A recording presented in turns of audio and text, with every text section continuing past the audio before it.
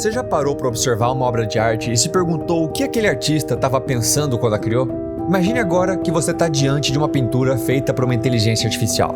Ainda assim, você sente que tem uma conexão emocional com essa obra. Será que a inteligência artificial pode realmente capturar a essência da criatividade humana? Talvez você já tenha visto ilustrações, fotografias, ouvido músicas ou visto vídeos que nem imagina que não foram criadas por uma pessoa e sim por uma máquina. São as inteligências artificiais o futuro da humanidade como uma nova forma de arte? Apenas uma nova ferramenta ou uma ameaça àquilo que nos faz humanos?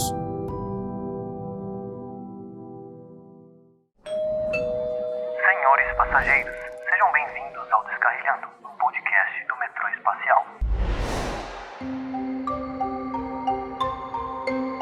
A inteligência artificial é uma tecnologia que está se tornando cada vez mais presente na nossa vida e é natural que surjam preocupações sobre o impacto delas nas áreas que são consideradas tradicionalmente humanas, como a criatividade. Neste episódio, a gente vai explorar o lado bom e o ruim da inteligência artificial na criatividade e questionar se a tecnologia pode realmente ser considerada arte. A gente vai tentar entender o que se passa na mente de uma inteligência artificial quando ela cria, e se ela pode nos surpreender com essa sua criatividade. E também podemos explorar e pensar a respeito do uso da inteligência artificial na criação da arte, no auxílio da criação artística, no impacto nas indústrias criativas, nas questões éticas envolvidas com isso e no futuro da IA em todos esses ramos. Eu sou Yasser, o maquinista e host dessa locomotiva metrô espacial. Seja bem-vindo ao episódio do Descarrilhando de hoje e vamos falar de inteligência artificial. Será que estamos prestes a ser substituídos pelos androides?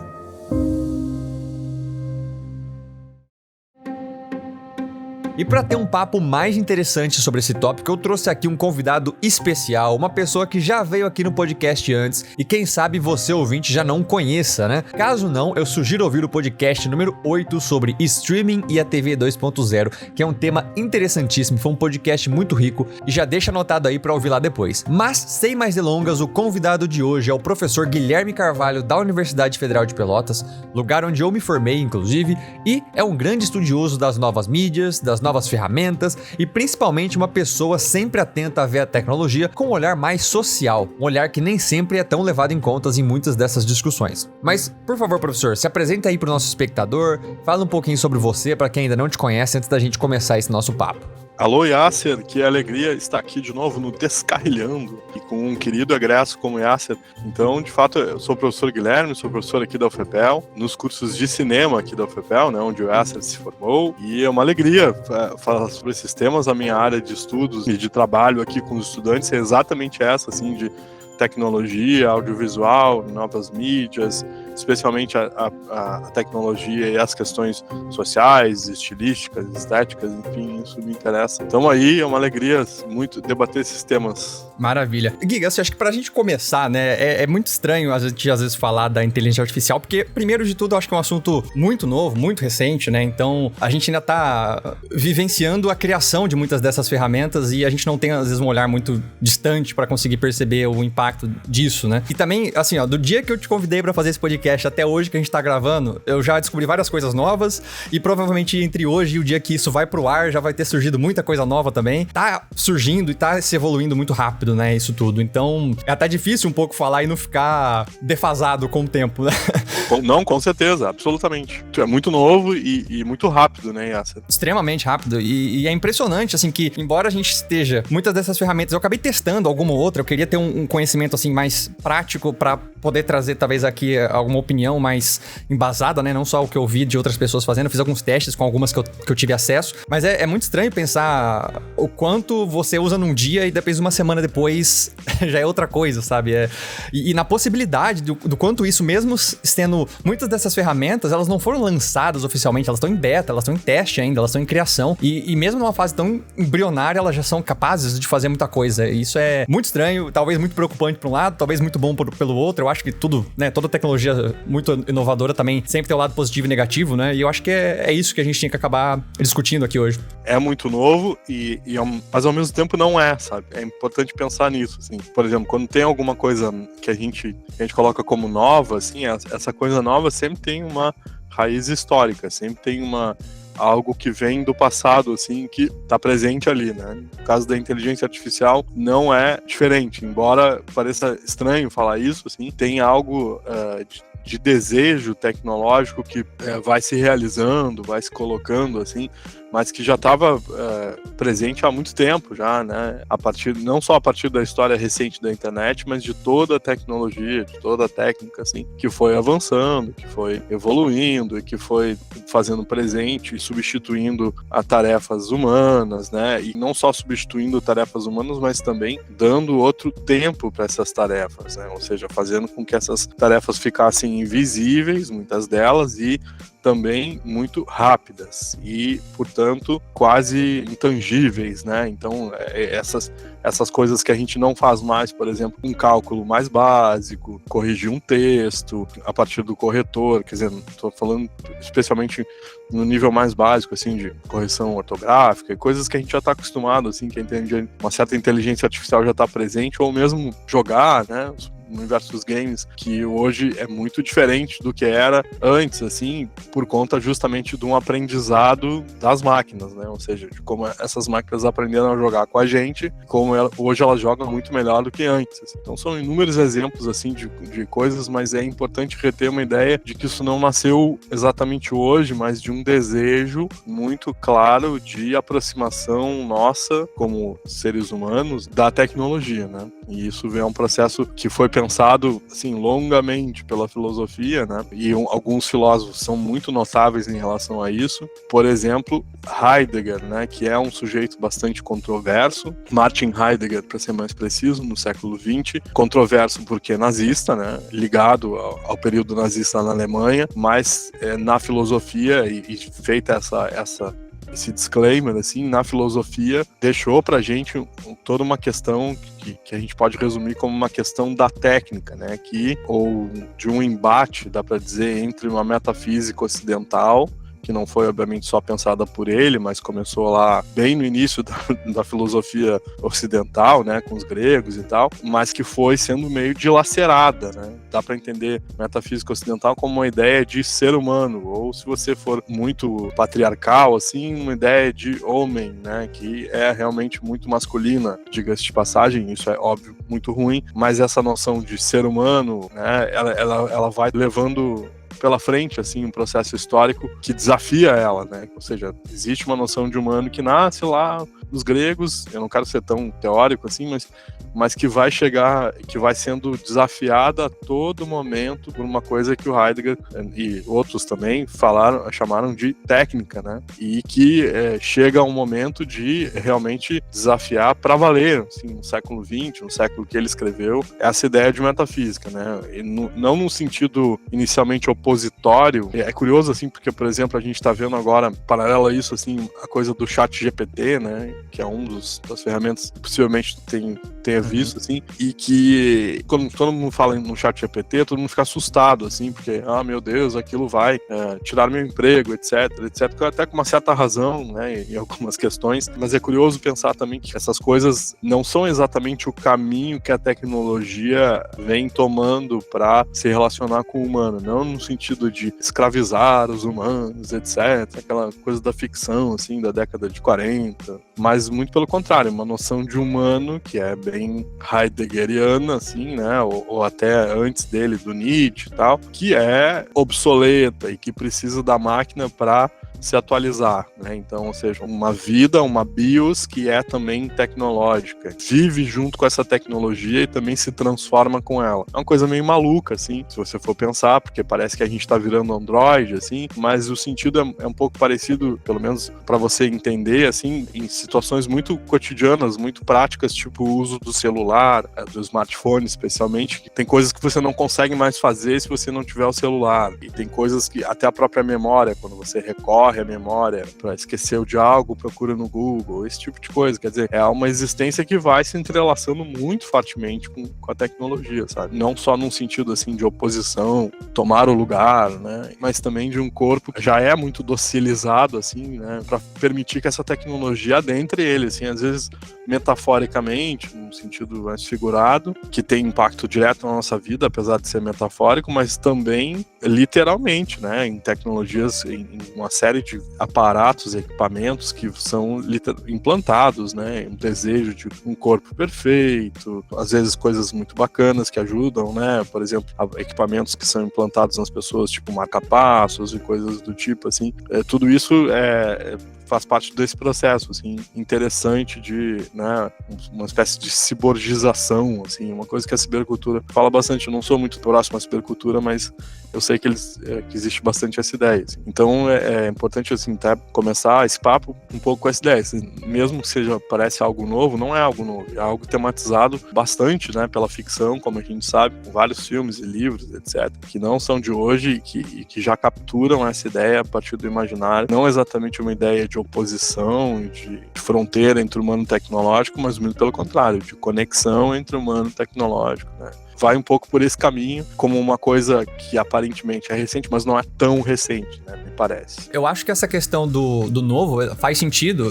Como você falou do desejo, eu acho que também faz muito sentido. Como você mesmo citou dos próprios filmes que a gente... Acho que sempre houve um desejo, né? Mesmo você vê os filmes bem antigos, assim, dos anos 40, 50, sempre tinha uma coisa de ficção científica que tentava prever essa super máquina do futuro. E claro, muitas das coisas eram, assim, até hoje a gente não tem, muitas coisas ali são certos absurdos, pelo menos por enquanto, mas muita coisa a gente tem até mais evoluído do que foi previsto, digamos assim, né? Então, concordo, não é algo novo, é algo que a gente vem, talvez essa não seja a melhor palavra para descrever, mas vem naturalmente evoluindo até chegar numa inteligência artificial que a gente tem hoje, como o próprio ChatGPT que você citou. Eu acho que é novo no sentido mais da popularidade dele, né? Tipo, pensar que às vezes um ano atrás ninguém sabia o que era ChatGPT e agora todo mundo já consegue entrar no site e usar de graça, assim, pelo menos por enquanto de graça. Com uma abordagem diferente da pesquisa do Google, né? Esse é o ponto, né, também. Inclusive, foi uma das ferramentas, assim, que por ser grátis foi a que eu mais consegui testar, porque as outras, principalmente aquelas de criação de imagem, como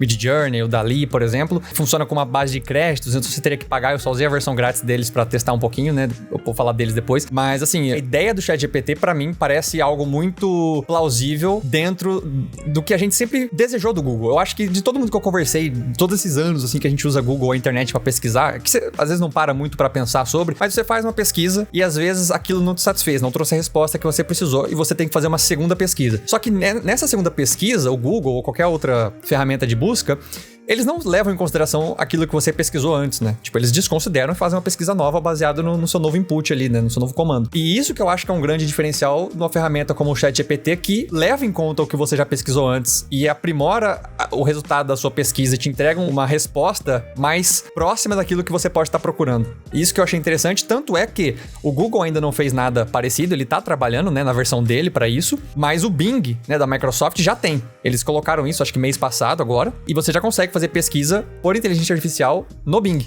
Inclusive eu testei também. E é interessante porque eu fiz às vezes as mesmas perguntas no ChatGPT e no Bing e ele funciona de certas maneiras diferentes.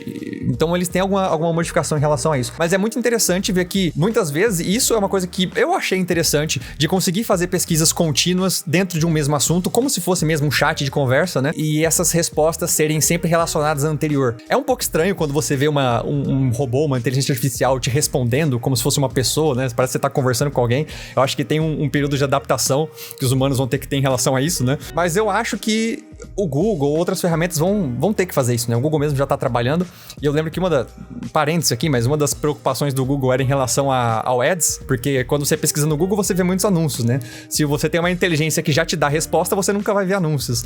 Então essa é uma coisa que eu acho que eles estão tentando resolver ainda antes de lançar a ferramenta deles. O Bing, inclusive, fez uma pesquisa no chat. Ele te dá as respostas, mas geralmente ele te dá os links de fonte de onde ele achou essas respostas. Isso eu achei interessante, porque o ChatGPT ele não te dá a fonte, ele só te dá uma resposta e você não sabe de onde veio. O Bing ele já te dá os sites, então você pode entrar nos sites ainda e consumir a publicidade que eles vão acabar colocando ali, mas também entre as fontes eles colocam alguma publicidade. Então algum dos links das fontes geralmente já é alguma coisa paga, né? E tá anunciado ali, tem um quadradinho escrito ad, né? Então você já sabe disso. Então acho que eles estão ainda testando um pouco essas formas, mas acho que essa questão da publicidade é mais o comercial deles para resolver, não entra muito no uso da ferramenta. Mas Mas eu acho que a principal preocupação que surgiu nas pessoas, justamente por essa questão do novo, né, de ter surgido na mídia, de todo mundo agora começar a testar, é principalmente em relação ao tirar o emprego, como você estava falando, que eu acho que também é uma coisa que acontece, porque tem muitos empregos que hoje já não existem mais por causa de tecnologias que ficaram melhores, né? Então é quase inevitável, a tecnologia fica melhor,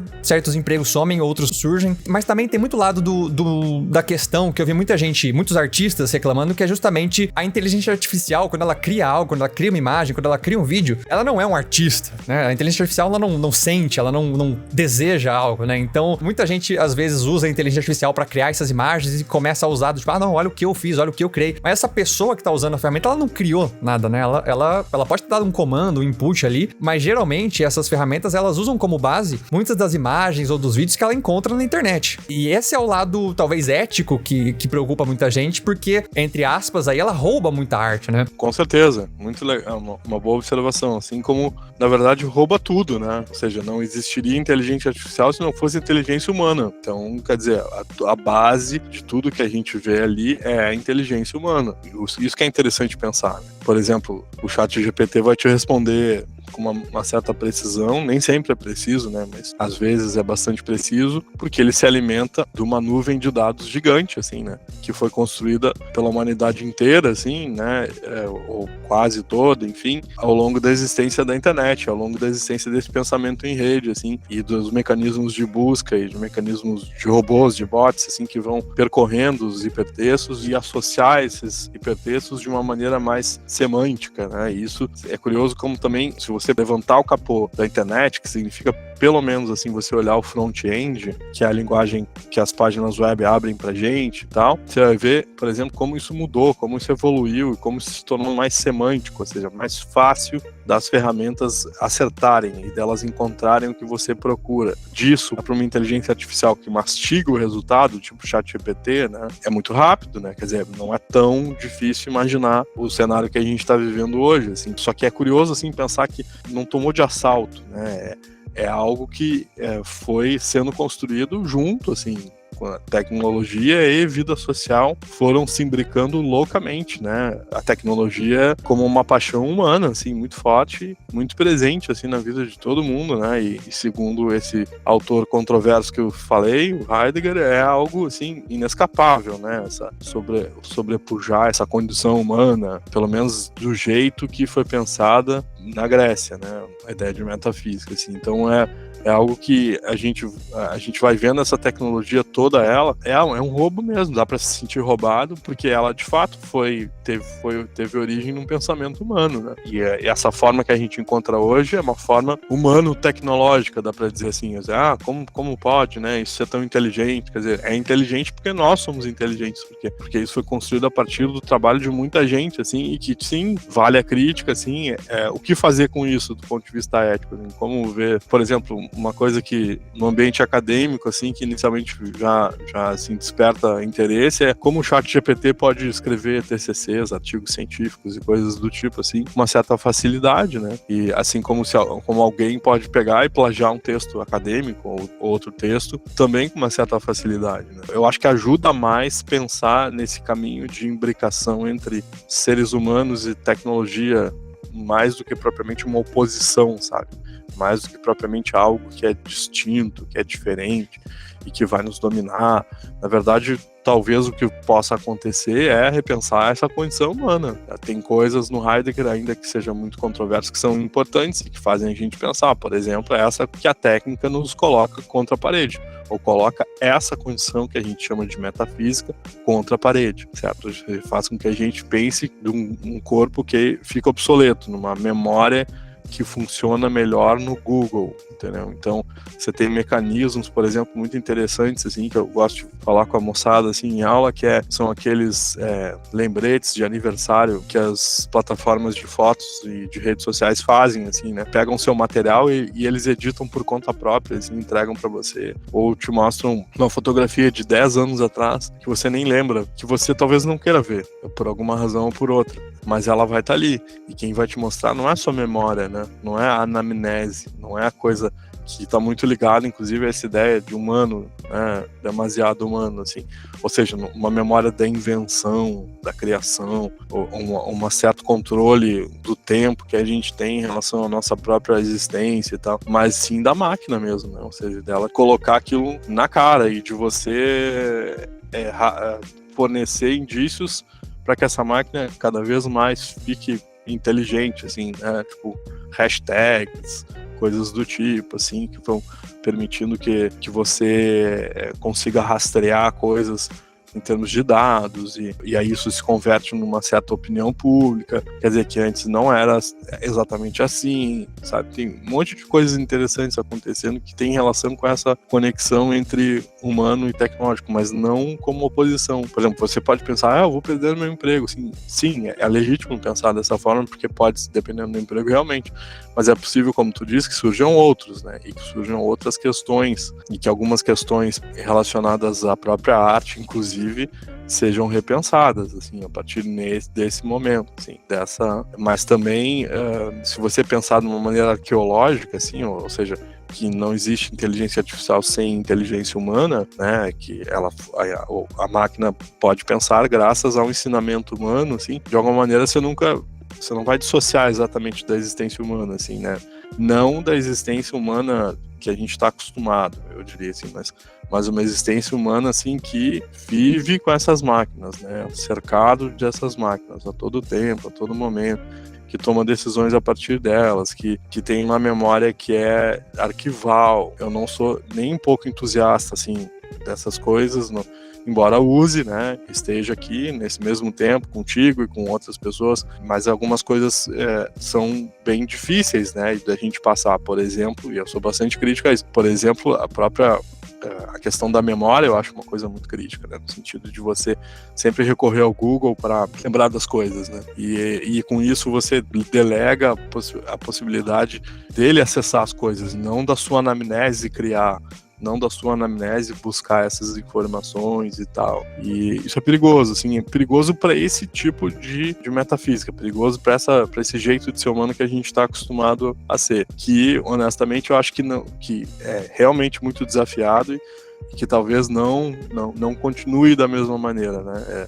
É impossível prever o futuro, mas me parece que essa questão ela se impõe assim toda hora quando a gente está falando de tecnologia. Então é uma coisa assim, sabe? Tipo, de você achar assim que realmente a tecnologia vai protagonizando coisas que ela não protagonizava antes, mas isso acontece graças a gente, e isso faz com que você mude as regras a todo momento, que você opere de um outro jeito e que você vá de encontro a coisas que você construiu ao longo de toda a humanidade, muitas vezes. Por exemplo, essa relação que a gente tem com a memória, que me parece uma das coisas que mais se desafia, que mais é violada com esse contexto, sabe? Antes do ChatGPT já, né, mas com o ChatGPT é curioso porque as coisas ficam mastigadas já, né? Você não precisa fazer associação nenhuma, simplesmente as coisas já estão ali, então... Então, acho que essa questão do ChatGPT, especificamente, porque eu acho que dentre essas ferramentas aí, ela é a que mais está popular hoje, talvez o que o pessoal mais usa, e quanto mais usa, melhor ela vai ficando também, né? Então, a gente também tá alimentando ela conforme a gente usa. Mas essa questão que você falou dos TCCs ou de trabalhos, esse também eu acho que é uma das grandes preocupações, porque, como você disse, uma pessoa pode muito bem abrir um blog, fazer uma pesquisa, achar um blog lá no Google e pegar o texto dessa pessoa e imprimir e entregar, né? Ela pode fazer isso. Ela pode plagiar esse texto. O ChatGPT, ele só deixa mais rápido, digamos, isso acontecer, né? Ela corta passos e te entrega isso de uma maneira mais direta. Então, é muito mais a gente pensar, talvez, que o ChatGPT ou outras ferramentas desse tipo, eles não têm uma questão moral ou ética embutida. Ela é a pessoa que tá usando, né, que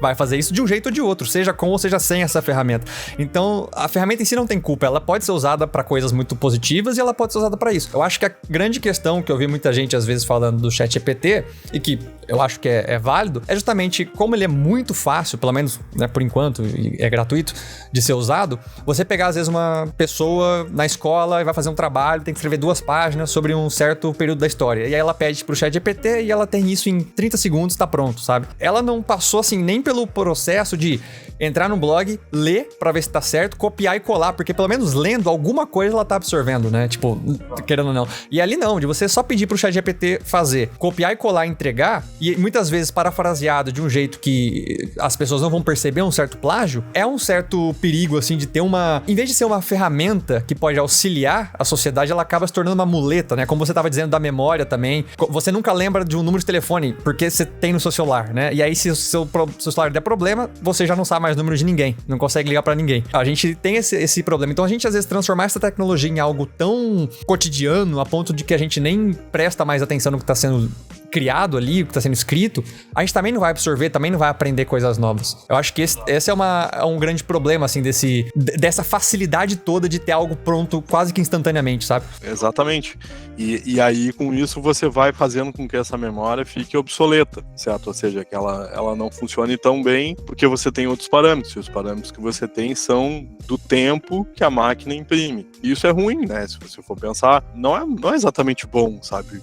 De vários pontos de vista, assim, que você transfira sua memória para a nuvem. Então toda a existência vai ser mediada a partir dali. Uma coisa importante que tu disse, que não existe ética nem moral. É verdade, certo? Mas é curioso também pensar que a tecnologia nunca é neutra, assim, ou seja, ela nunca vai ser 100% neutra, como se fosse algo natural. Ou seja, às vezes tem muito uma perspectiva de naturalização dessa tecnologia, ou às vezes até de um determinismo tecnológico, assim, de dizer, não, veja só, agora a gente é tudo escravo da tecnologia e vai ter que obedecer essa regra do jogo, etc, como sujeitos, assim, é uma coisa meio complicada também, sabe, assim, deixar isso como algo assim, não, olha só, veja só, é uma ferramenta, a gente pode usar como a gente quiser, etc, sem muitas delongas, e pensar que, na verdade, existe sim algo ali que não é nada neutro, assim, ou seja, que atenta contra essa memória que a gente tem, assim, não tem neutralidade nisso. Como tu diz, assim, não tem uma ética,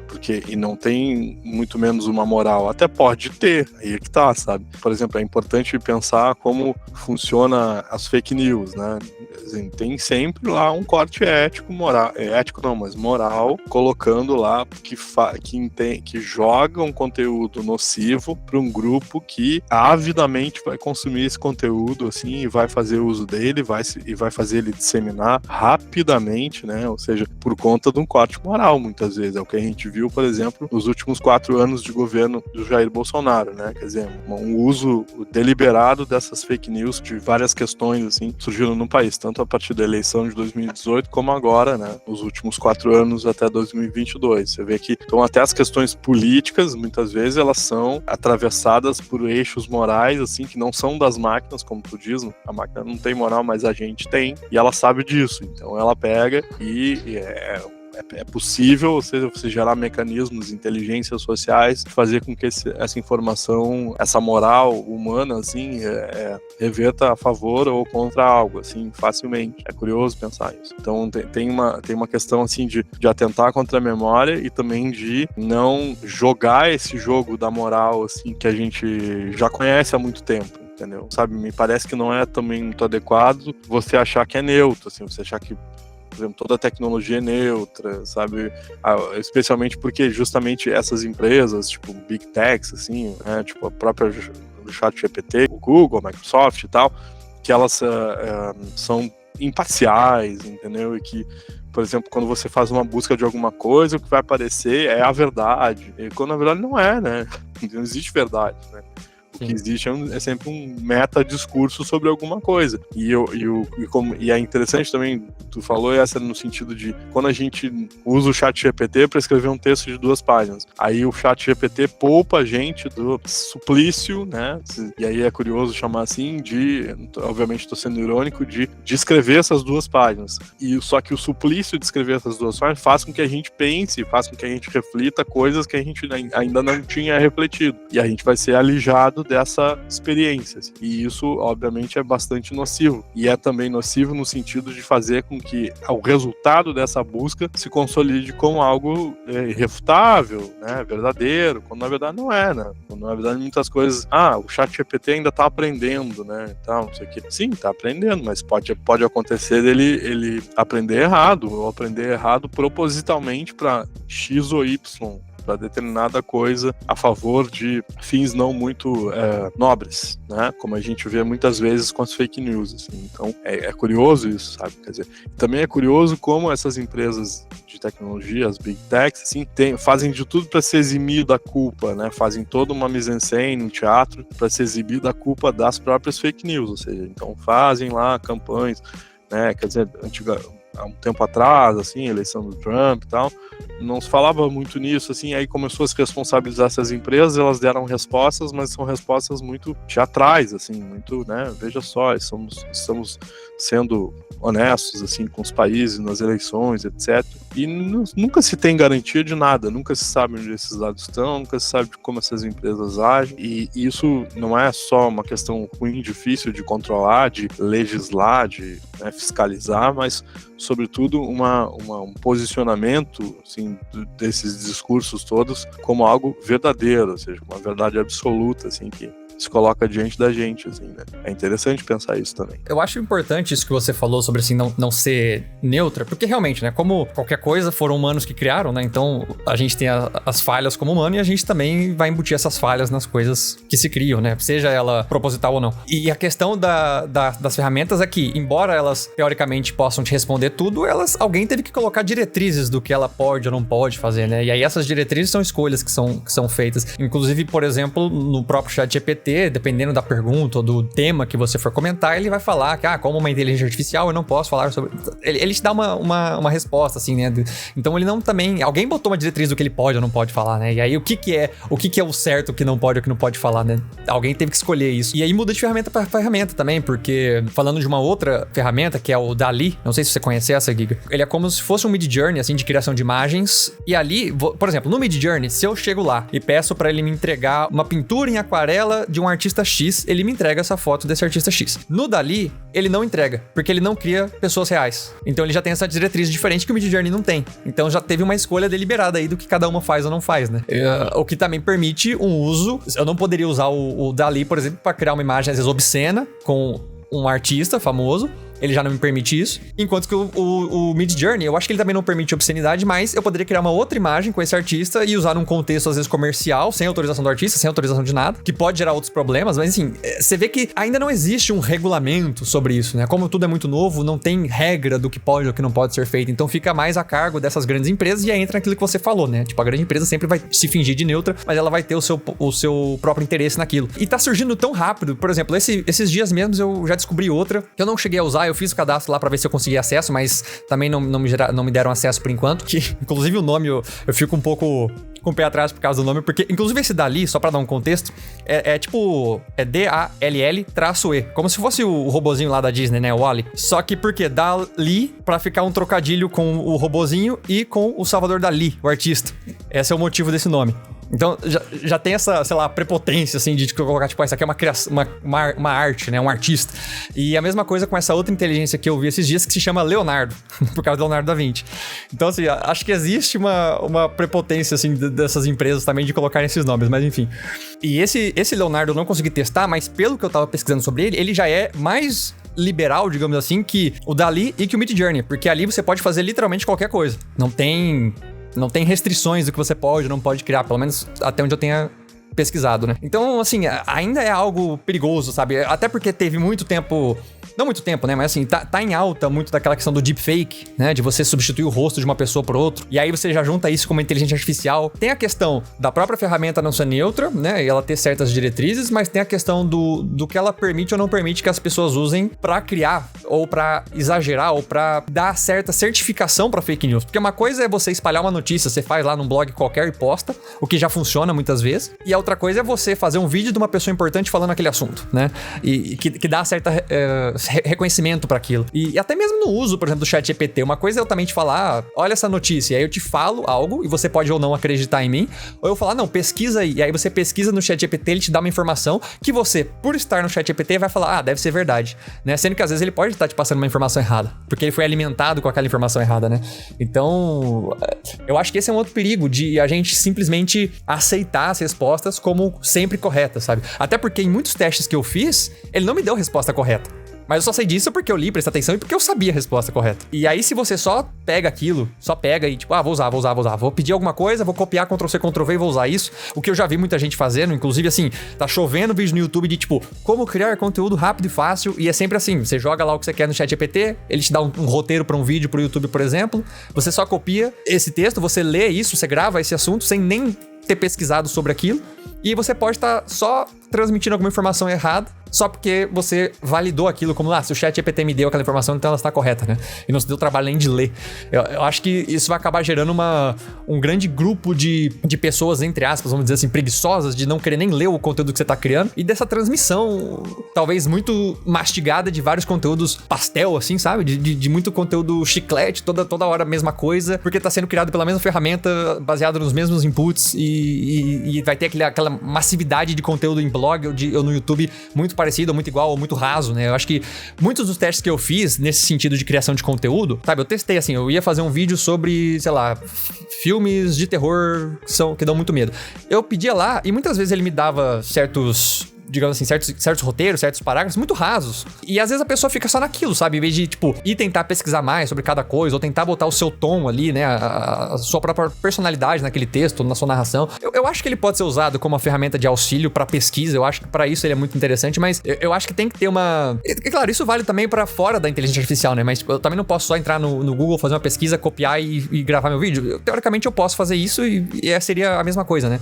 Eu acho que tem que ter uma escolha pessoal de você querer dar valor ao que você tá criando e não só aquele conteúdo pastel, né? Então, não sei, eu acho que tem essa questão, e principalmente na questão da imagem, que eu acho que é o mais problemático, porque mesmo nos testes muito rápidos que eu fiz no Midjourney, porque ele é pago, né? Então ele tem um teste grátis muito curto, mas eu tive a sorte de encontrar algo, que inclusive vou deixar a imagem no link, né, do podcast aqui pra quem quiser ver, porque eu pedi uma imagem, e uma dessas imagens que eu tava criando ali, pedindo variação, isso, aquilo, veio assinada, veio com uma assinatura. Essa assinatura não é da inteligência artificial, né? Essa assinatura é de alguém. E é muito estranho você pensar que eu poderia simplesmente pegar uma dessas imagens e postar lá no meu Instagram e falar, olha só o que eu fiz aqui, a arte que eu criei. E sendo que alguém criou partes daquilo, seja o olho, seja um pedaço do cabelo, seja um pedaço do céu, né? Ele vai pegando um pouquinho aqui, um pouquinho ali, vai criando algo. É muito estranho pensar que muita gente simplesmente pega essas imagens e usa como se fossem delas, assim. Inclusive, é uma coisa que vários desses bancos de imagem, né, que vendem imagens pra você usar em vídeos, pra você usar em blogs, né, de stock footage, eles estão proibindo você usar imagens criadas por inteligência artificial por causa disso, né? Porque isso ia dar problema depois pra eles que estão vendendo, estão cobrando pra usar uma imagem que não são de autoria de alguém que deliberadamente autorizou aquela imagem a ser utilizada, né? Então, como eu disse, eu acho que é tudo muito novo, então a gente ainda tá tentando estabelecer as regras disso, né? Assim como foi com a internet, né?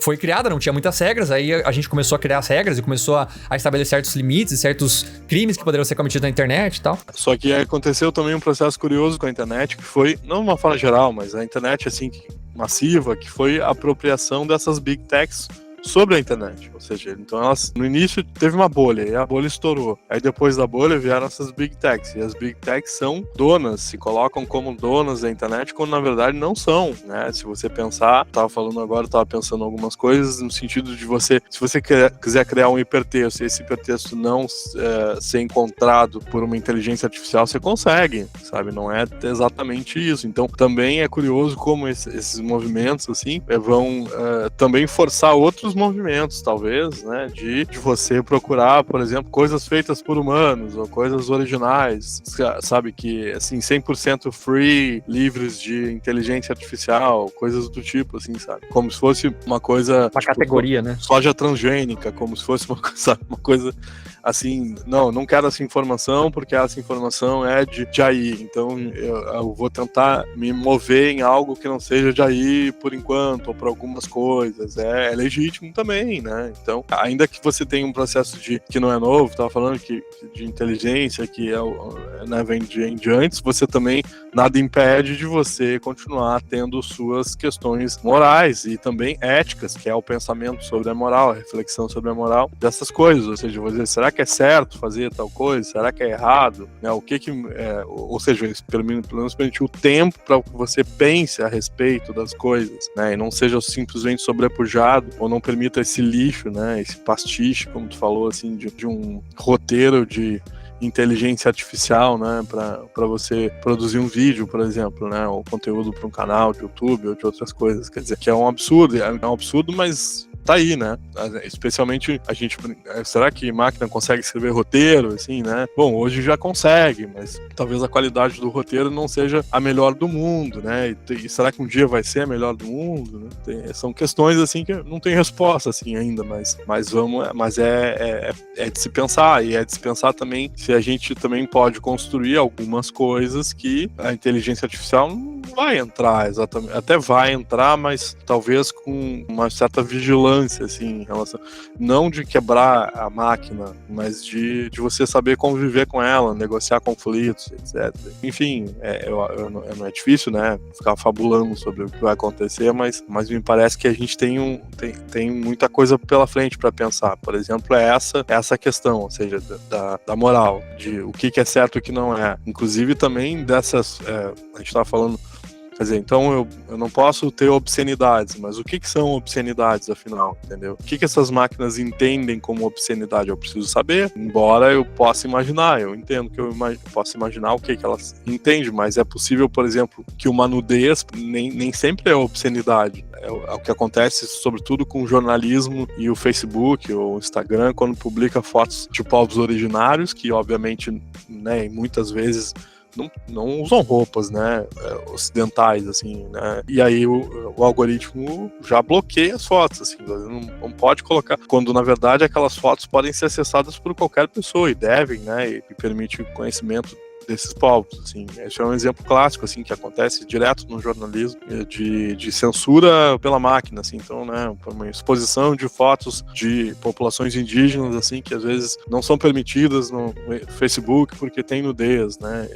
E o que é, então, essa obscenidade? Quer dizer, qual é o espaço para mim discutir isso? É com essas big techs? Elas vão dar espaço para discutir o que é obscenidade, o que não é, certo? Ou eu vou ter que criar, então, uma forma da informação circular em que eu consiga realmente discutir essas coisas, né? É bem curioso.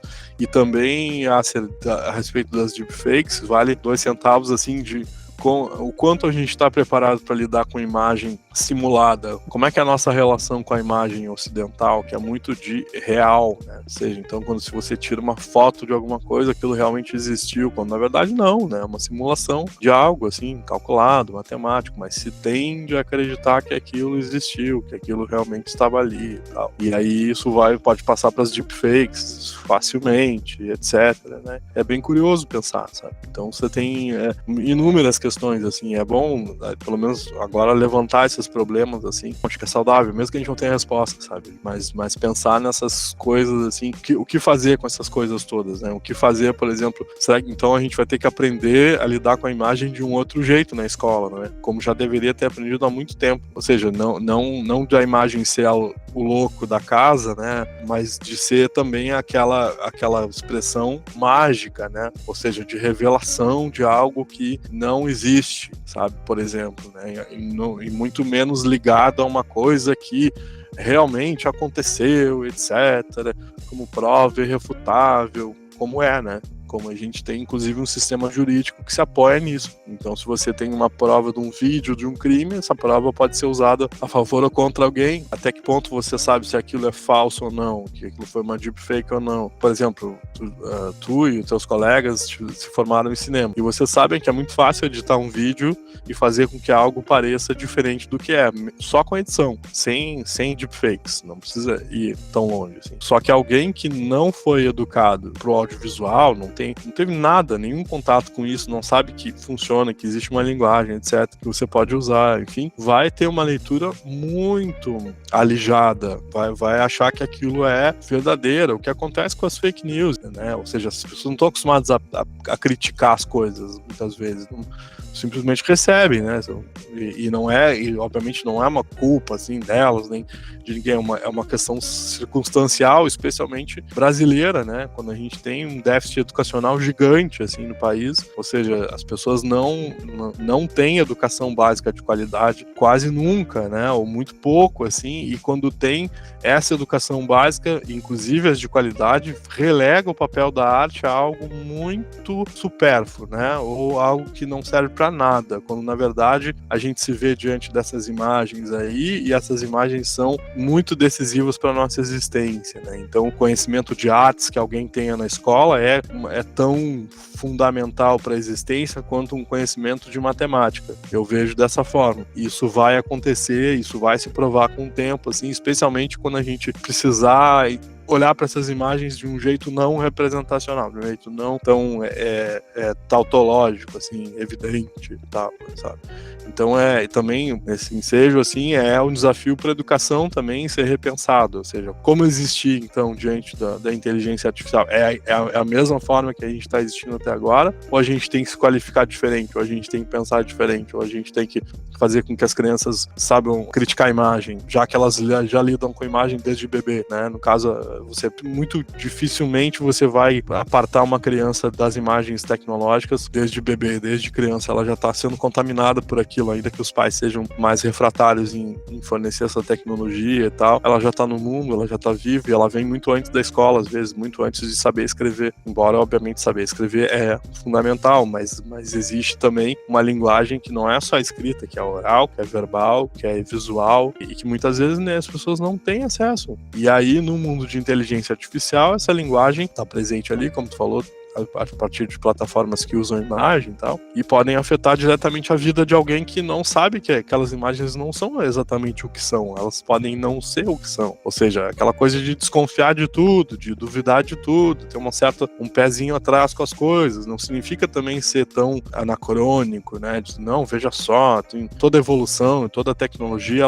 ela vai acabar com a gente, não se trata disso, não se trata de ser apocalíptico, né, mas se trata de a gente ter uma posição contemporânea, né? Ou seja, intempestiva, assim, vamos dizer, o Nietzsche quer uma coisa assim, fora de tempo, ou seja, você tá aí com o chat GPT, então tá, veja só, que curioso, né? Às vezes ele erra, né? Como é que pode ele se alimentar de algo do passado, né? Ou de algo que a gente já criou, então ele tem algo de humano, quer dizer, esse tipo de pensamento, assim, não tão integrado, ajuda sempre, né? E vai ser cada vez mais exigido das crianças, dos jovens, das pessoas para poderem trabalhar, para poderem se virar, para poderem ter seu sustento. Não é uma questão também muito abstrata, é uma questão concreta, consequências, assim, concretas na vida da gente, assim, né? É só ver a relação que a gente tem com o celular e o que passa pelo celular, se não mídia, né? Ou seja, se não imagem e som, quase todo o tempo, né? E isso é obviamente central, por exemplo, para quem trabalha com audiovisual como tu e como teus colegas e outras pessoas também. Mas, então é interessante pensar, quer dizer, a gente tem muitos desafios na frente e muitas questões que perpassam um repensar do humano, forçar uma situação onde esse humano realmente, como talvez não seja exatamente aquele dos gregos, né? Mas talvez não seja alguém submisso à máquina, mas diferente, que saiba se adaptar, que saiba se colocar diante do mundo desse jeito.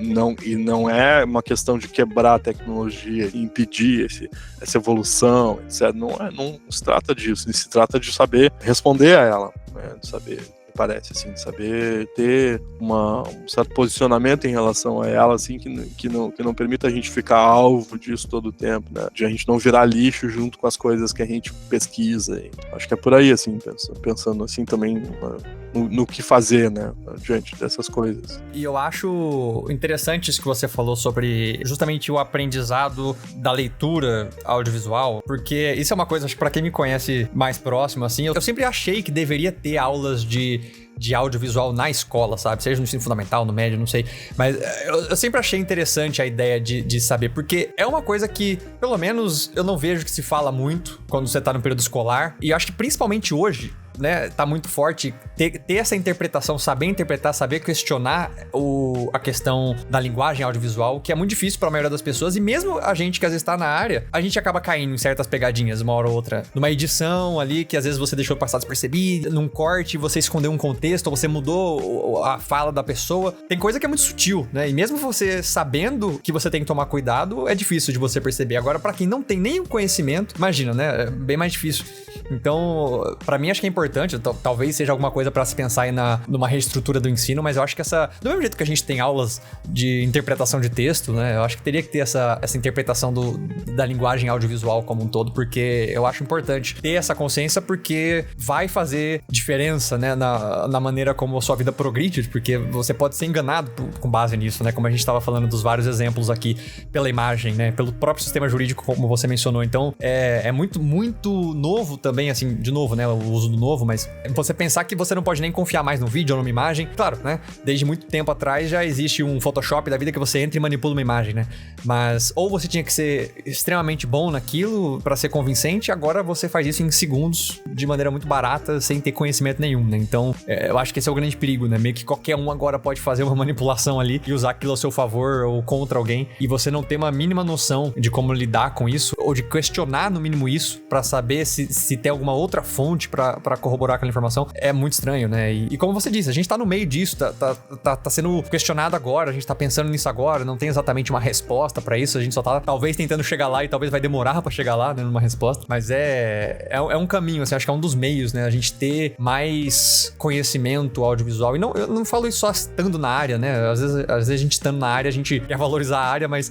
eu acho que mais do que estar na área, para as pessoas que não estão na área, tem que ter esse conhecimento, porque impacta na vida delas no dia a dia, né? É quase impossível você hoje não olhar para uma tela no seu dia a dia, né? Tipo, você vai olhar para uma tela em algum momento, seja o seu celular, seja o seu computador, seja na rua, seja no outdoor, seja num restaurante, qualquer lugar, você vai estar olhando alguma coisa e você vai receber alguma informação, isso vai chegar até você, né, de alguma forma. Então, já faz parte do nosso dia a dia como o texto faz, né? Então, é muito difícil não ter, sabe? É muito, muito estranho não ter essas aulas ou esse tipo de aprendizado. Eu também acho. E é uma dívida muito grande que já vem do passado, especialmente em contextos, assim, latino-americanos, né, como os nossos, assim, onde é uma situação que tudo foi feito muito às pressas, né, ou seja, a alfabetização, a inclusão das pessoas em condições de vida, assim, modernas, quer dizer, tem deficiências, tem coisas que você não consegue correr atrás, entendeu? Elas vão ficar em aberto. E aí é curioso como as crianças, por exemplo, às vezes acessam e aprendem uma linguagem audiovisual do TikTok, dos filmes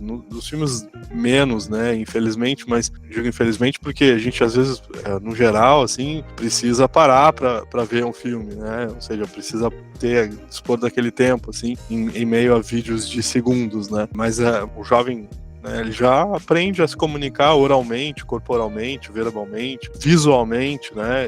E sequer pensa naquilo, né? E como tu diz, às vezes vai ter uma aula de interpretação de texto e não tem uma aula de interpretação de visual. Isso já vem de muito tempo, não é uma dívida muito alta, assim, que a gente está contraindo como sociedade, especialmente aqui no Brasil, né? Dá para dizer, porque são políticas que consideram a imagem como algo subalterno ao texto, né? Então o texto é mais importante, etc., do que a imagem, quando na verdade não, né? Você tem uma conexão, uma relação muito coabitação de ambas as expressões estarem coabitando, assim, né, o nosso mundo todo o tempo, e como tu diz, todos os dias, né, sujeito à tela, sujeito no sentido de submissão mesmo, né, tá submisso à tela, fica lá, né, vendo os produtos audiovisuais, vários deles, de várias espécies, e sequer, às vezes, para na escola, que às vezes é o único momento decisivo que você tem na vida, em muitas situações, para refletir sobre as coisas, a escola não fala nisso, né, ou faz com que aquela imagem seja um recurso didático, assim, submisso ao texto, e não exatamente como algo central. Não é só para quem trabalha com audiovisual, como tu diz, mas é uma questão de existência. E a inteligência artificial, acho que vai jogar na nossa cara isso, assim, sabe? Ou seja, essa necessidade, esse imperativo de responder adequadamente como pessoas, assim, né? Como alguém que pensa, né? Que tá lá ainda e está vivo, né? Assim, quando não estivermos mais aqui, assim, como humanidade, aí eu não sei o que vai acontecer, mas enquanto estamos aqui, estamos pensando, e aí vamos continuar pensando. E é importante a gente, então, se qualificar e permitir que essas coisas aconteçam, assim, nessa sociedade que a gente está vivendo. Eu acho que é por aí. Então, quer dizer, tem uma inteligência artificial que vai exigir demais, sim, vai exigir bastante, e é um conhecimento básico, não é só das pessoas que trabalham com isso, assim, pode apostar, né?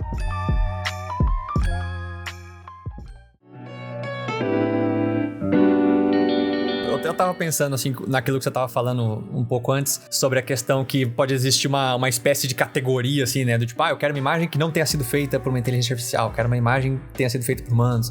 Eu acho que esse é o grande contraponto, assim, daquelas pessoas que às vezes estão muito desesperadas em relação a, tipo, vou perder meu emprego, né? Porque eu acho que como toda ferramenta que surge e que ameaça pessoas de perderem certos empregos e tal, ela vai acabar saturando, porque todo mundo, né, é atraído pela novidade, né? Então todo mundo quer usar, todo mundo quer a facilidade. Só que, por exemplo, usando o ChatGPT ou essas inteligências de criação, vai começar a gerar muitas vezes aqueles conteúdos ou aqueles produtos muito genéricos, muito batidos, muito parecidos, né? Assim como eu tava descrevendo também em questão de produção de vídeo pra internet, como conteúdo, né, pro YouTube. E isso já tá acontecendo agora. Pode ser que depois que a inteligência artificial se aprimore, isso seja menos presente, mas eu acho que isso vai acabar gerando uma saturação desses tipos de imagem, porque é até estranho, mas muitas vezes você vê uma imagem criada pelo Midjourney e você sabe que foi criada pelo Midjourney, sem ninguém te dar essa informação. Porque parece que a própria inteligência, ela tem uma certa estética própria dela, né? É estranho pensar nisso assim. E aí você consegue identificar e muitas vezes você vai ver aquilo em todo lugar e se você, que é um artista, ou se você quer um produtor de conteúdo, ou se você quer um designer, acha que vai perder seu emprego, vai ficar todo mundo usando a mesma coisa que aquela pessoa que quiser se destacar e ser diferente das outras vai contratar um humano pra fazer, né? Então, talvez no começo, nesse primeiro ano, 2, 5, não sei, talvez essas pessoas sejam menos requisitadas, mas vai chegar um ponto que o jogo vai virar e vai falar, não, então se eu quero me destacar, eu tenho que ter algo único, eu tenho que ter algo personalizado, eu tenho que ter algo que uma pessoa vai falar comigo, vai entender o que eu preciso, vai me entregar algo e vai construir algo. E aí essas profissões eu acho que talvez até tenham um quê até mais valorizado do que tem hoje, né? Vai se desvalorizar pra se valorizar depois. Não sei se tá entendendo a minha ideia assim, eu acho que pode acontecer essa questão, porque é a mesma coisa com até edição de vídeo mesmo, que é uma coisa que eu trabalho bastante, você ser o famoso apertador de botões, sabe? Aquela pessoa que sabe cortar, sabe jogar uma legenda, sabe fazer um negócio aqui, mas não tem nada criativo, digamos assim, no trabalho dela, e é um trabalho que qualquer um faz, e é um trabalho que a inteligência artificial vai conseguir fazer sem dificuldade nenhuma. E aí essa pessoa vai perder o emprego. Agora, aquele editor de vídeo que talvez seja criativo, que saiba manipular a imagem pra deixar um vídeo interessante, pra que ele seja mais clicado, pra que as pessoas assistam mais, pra que a pessoa se divirta, que tenha a sua criatividade embutida ali, essa pessoa vai ser valorizada, né? Eu acho que não é muito a questão de você perder o seu emprego, é a questão de você saber evoluir dentro da sua área, né? E conseguir ter o diferencial que é a sua parte humana, que vai ser o diferencial do que você só ser aquele famoso apertador de botões, que é o que a inteligência artificial vai cortar, né? Vai substituir. E eu acho que isso é bom até pra gente, como parte da indústria, porque muitos trabalhos que a gente tem que fazer é só consumidor de tempo, né? Mas não é algo que é de fato que você precisa fazer. Vou usar um exemplo que talvez pra quem não é da área vai ficar um pouco difícil de entender, mas pensa quando você precisa recortar o fundo de um vídeo, né? Não é uma coisa fácil fazer rotoscopia, é demorado, é chato, é impreciso, né? Então, você conseguir uma inteligência artificial que faz isso em segundos, ele auxilia como ferramenta no seu trabalho, você recortar aquilo pra usar na sua criatividade no vídeo que você tá criando, do que você ter que ficar horas e horas e horas pra fazer algo que não é o resultado final que você precisa, que você quer, né? E é uma coisa que já tá sendo feita, hoje eu acho que os programas da Adobe, por exemplo, já acabam usando parte da inteligência artificial, o Photoshop, por exemplo, já remove fundos com muito mais facilidade do que ele fazia antigamente. Então, assim, com poucos cliques você já consegue ter um resultado gigante. E isso pra quem tá na indústria, pra quem tá na área da publicidade ou na área criativa, assim, ele te permite economizar tempo, enquanto que ele também não vai substituir o trabalho. Se você trabalha só cortando o fundo das coisas, óbvio, você vai perder o seu emprego, mas esse é o ponto, né? Eu acho que você não pode ficar só no apertador de botões, assim, senão em qualquer profissão você vai perder o seu charme, assim, o seu tempo. Exato, não? E aí a educação, né, Yasser, entra como um protagonista dessa história toda, né? Que é o que a gente estava falando. Quer dizer, não vai sobreviver sem educação. Não vai. E a educação não é qualquer educação de apertar botão, né? Mas é educação crítica, é educação de você construir a sua própria caminhada, de você achar as suas coisas, de você imprimir uma certa poética no que você faz, entendeu? E como tu diz, assim, tem marcas tecnológicas que são identificáveis, assim, entendeu? Quando você olha uma imagem feita por inteligência artificial, você consegue perceber essas coisas, sabe? É uma coisa meio... É a mesma coisa que colorir... Eu fico bem entusiasmado, não, ao contrário, eu fico às vezes meio receoso, mas eu acho interessante ao mesmo tempo a inteligência artificial para colorir imagens em preto e branco, né? Quer dizer, uma coisa que não existe, né? Se você pensar assim, né? Você pegar um filme, Sim. né, em PB, para quem gosta da arte do cinema, é meio criminoso até fazer isso. Você pegar um filme que foi feito em PB e colorir ele, sabe? Aquelas imagens do footages assim antigos, etc. Veja só como é, né? Veja só nada, né? Aquilo não foi feito daquele jeito exatamente. Inclusive tem um filme da Netflix que eu acho que, se eu não me engano, é da Primeira Guerra Mundial, que eles fizeram isso, né? Eles pegaram, eu não sei se era da primeira ou da segunda, né? Eles pegaram vários footages que existiam da guerra e coloriram isso, né? Digitalmente. E lançaram isso, e é muito estranho, porque toda vez, em livros de história, em qualquer material que você tem, é tudo preto e branco. Então, quando você vê algo que, entre aspas, é real, da Primeira ou da Segunda Guerra Mundial, que tá colorido, é até estranho. Porque parece deixar de ser real, porque você só conhece aquilo em preto e branco, né? Parece que muda a sua percepção do mundo, assim. E também muda um pouco a época que aquilo foi feito, porque é aquela coisa assim, em 1900 não existia cinema colorido, entendeu? Não adianta ficar querendo dizer que existia, porque não existia. E você sabe que aquela imagem não tem aquilo. Quando você sabe que aquela imagem não tem aquilo originalmente, ela te deflagra, ela fica opaca, ela se deflagra, né? Ou seja, ela perde a magia de remontar algo assim. Não sei, pode ser meio romântico da minha parte, mas eu me incomodo bastante com imagens coloridas artificialmente, assim, sabe? Algo que é um pouco atenta contra o próprio arquivo que a imagem tem, assim, é algo que vem daí, por exemplo, e que é curioso. E aí e deixa marcas estéticas muito claras, assim, ou seja, deixa aquele pastiche, aquele deserto, né, árido de coisas exatamente iguais e podres, assim, que você, com o tempo, não vai conseguir se alimentar mais, né, ou seja, o pastiche vai ser tanto que vai esgotar, que vai saturar, só que aí isso vai forçar cada vez mais as pessoas a se qualificarem para pensar, não para ficar simplesmente apertando o botão como tu falou, assim, é isso. Não, inclusive o preto e branco, muitas vezes ele não é a falta de tecnologia, ele é uma escolha artística você fazer um filme ou uma fotografia em preto e branco. Então, às vezes, você pegar um filme que foi gravado em preto e branco e você colorir, sei lá, parece que eu não sei, é estranho, porque o artista que fez aquela obra, ele escolheu deliberadamente fazer em preto e branco. Assim como aquela imagem tem uma vida, que a gente já tá entrando num tema assim que é mais, sabe, filosofia da arte, né? Mas as imagens têm, né, uma certa vida, assim, elas têm, e a vida dela não é essa que você vai imprimir com inteligência artificial. São inúmeras questões, é um tema assim, inesgotável, assim, e é muito bacana, mas fica claro essa coisa de que a gente precisa, isso vai forçar uma readequação, assim, onde a educação, onde o nosso senso crítico, o nosso olhar sobre as coisas vai ser uma questão de existência, não só de você se diferenciar, é uma questão de você sobreviver mesmo. Inclusive eu lembro que já tá uns 2 ou 3 anos, assim, no ar aí, talvez não seja de inteligência artificial, é mais relacionado a deepfake, né, produção assim, mas provavelmente eles vão acabar usando alguma coisa, mas tem um filme que eles vão fazer, não sei se é deste ano ou pro próximo, que eles vão usar como ator principal do filme o James Dean, né? Que já morreu nos anos 50. E vai ser um filme assim, não é um documentário sobre a vida dele e tal. É um filme ficção estrelado por ele. E eles conseguem ter nem mais paz, digamos assim, né? Depois dessa morte, porque, bom, a família autorizou, né? Mas mesmo assim é muito estranho pensar nesse uso de imagem, né? Mas aí a gente, de novo, tá entrando naquele lado mais filosófico também. É bem curioso, assim como perguntar pro ChatGPT pra ele pensar como Freud. Esses dias eu vi alguém fazendo isso, assim, achei, como pode, né?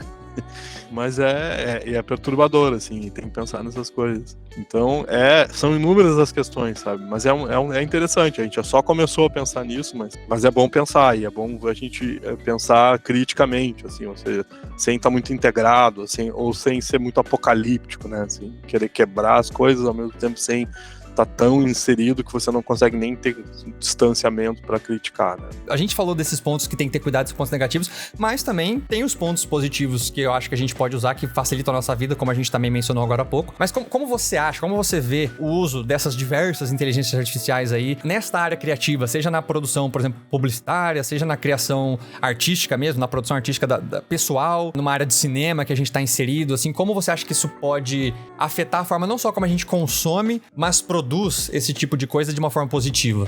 De a gente cair num pastiche tão grande que vai ficar insuportável, e da gente valorizar coisas originais e coisas que são pensadas, que são anamnéticas, assim, que são pensadas a partir de uma existência da mente, do pensamento, assim, né? Nossa, assim, esse pensamento existe com essas coisas, ou seja, com as ferramentas, com AI, com não sei o quê, só que ele é também em muito parte do nosso protagonismo, quer dizer, então, e aí tem que se acostumar a viver com isso, né? Não querer quebrar essas coisas, não querer rejeitar, etc. Mas a gente se adaptar a isso, mas não se adaptar de uma forma submissa, mas ao contrário, a gente ter exercer um protagonismo, assim, pro nosso domínio, ou seja, não perder o controle do tempo para essas coisas é fundamental. Isso envolve no audiovisual, no entretenimento de uma forma geral também. Dificilmente uma ideia original, um roteiro original, vai cair por terra, assim, né, com a inteligência artificial. Eu acho muito difícil isso acontecer. Então as coisas vão continuar, sabe?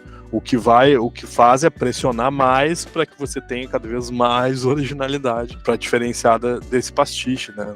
E fazer com que realmente pressiona muito, né? Vai pressionar cada vez mais, assim. Eu acho que o cenário é esse, muito dentro do que a gente já falou, assim. Querendo ou não, ela está aí, ela não vai sair, né? Ela só vai evoluir e tá cada vez mais presente. Então acho que é só a gente, assim como qualquer outra tecnologia, usar para deixar a vida mais fácil ou deixar a vida mais... economizar tempo, né? Usar ao nosso favor do que a gente lutar contra ela, né? E talvez lutar para que ela tenha mais regras, né? Para também não ser uma coisa tão... Assim como a gente luta pela questão do direito de uso de imagens, porque a gente luta para privacidade, né? Dessas grandes big techs. Então acho que a gente tem que ter o cuidado, a gente tem que ter o estudo, a gente tem que ter o debate, que é o que a gente tá fazendo aqui, mas parte muito da gente, né? De como a gente usa isso. Isso é interessante. Mas como que você vê, assim, como são os seus olhos pro futuro próximo em relação a isso? Você vê com olhos positivos para a indústria, especificamente do cinema, eu acho que a gente tá inserido, né, produção de vídeo.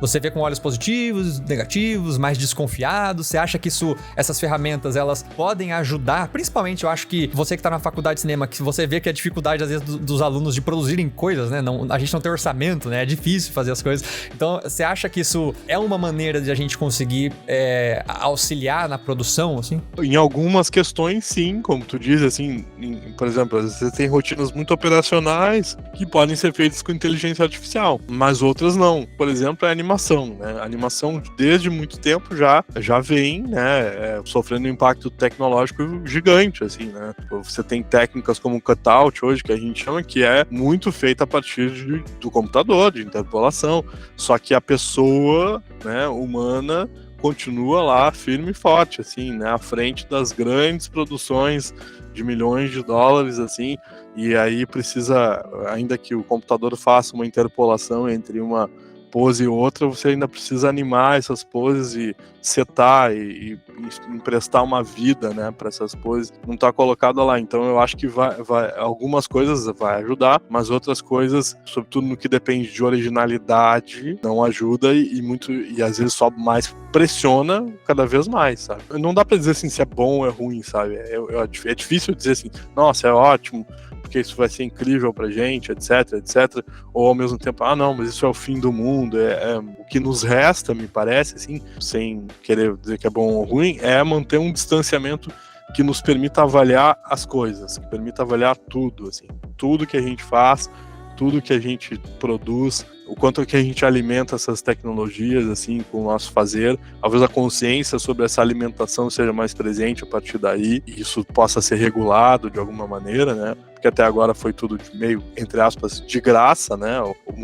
De graça no sentido de que você usa um Gmail de graça e você acha como pode, né? Uma coisa assim tão rápida, tão interessante, qualquer e-mail, qualquer mecanismo assim, ser gratuito, né? Um armazenamento em nuvem gratuito, não tem nada de gratuito, né? Isso é um empréstimo de informação que faz com que essa inteligência funcione, por exemplo, que outras coisas aconteçam. Então, a consciência disso acho que vai ser maior, mas a gente vai continuar valorizando e existindo a partir de uma certa originalidade, assim. Do ponto de vista audiovisual, eu acho isso, sabe? Ou seja, não é bom nem ruim, mas a gente precisa estar atento a essas coisas e o que faz com que algo seja relevante, isso, do ponto de vista audiovisual, me parece que continua sendo a originalidade, ou seja, algo que não foi pensado ainda daquele jeito, que pode até ser auxiliado por uma IA, mas que tem uma direção, um vetor que é original. Maravilha. E você tem alguma mensagem final que você quer deixar para o espectador aqui sobre esse assunto? Atenção, né? Cuidado, atenção, pé atrás com tudo, assim, não é uma boa desconfiança, né? Não no sentido de achar que tudo está errado, nem que tudo está certo, mas ao contrário de você manter a sua saúde mental sempre desconfiando, sempre mantendo o seu senso crítico, a sua forma de ver as coisas, assim, ou seja, um certo distanciamento produtivo de tudo que cerca você, assim, especialmente no reino das imagens e dos sons, assim, né, e das telas, assim, isso acho que é sempre saudável, né, e não faz mal pra ninguém. Maravilha, Gui. Então é isso. Muito obrigado por participar aqui do podcast, é sempre muito bom receber você, os papos são sempre muito interessantes, obrigado por aceitar esse convite, espero que volte mais vezes, você é sempre bem-vindo aqui. É só convidar que eu venho, uma alegria falar contigo, Yasser, saudades, que bom, esse papo é também muito gostoso, graças também a um super estudante egresso nosso, que a gente tem muito orgulho, assim, né, e que sabe alimentar a conversa, muito bacana. Muito obrigado. Maravilha. Então até o próximo. Até o próximo.